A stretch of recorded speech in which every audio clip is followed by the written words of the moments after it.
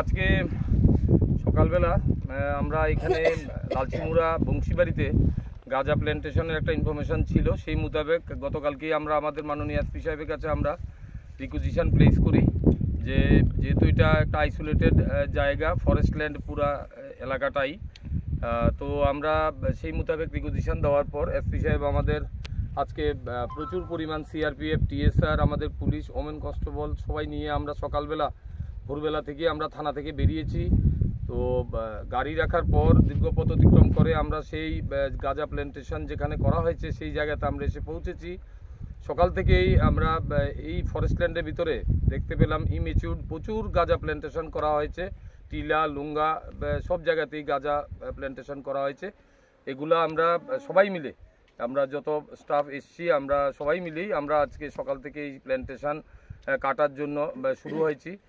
দেখতে পেয়েছেন সকাল থেকেই কাটিং শুরু হয়েছে, এখন দুপুর গড়িয়ে যাচ্ছে। তো এখন পর্যন্ত যে সমস্ত জায়গাগুলা, প্লটগুলা আমরা লুঙ্গা এবং টিলা মিলে প্রচুর এলাকা আপনারা দেখতে পেয়েছেন আমরা ডিস্ট্রাকশন করেছি।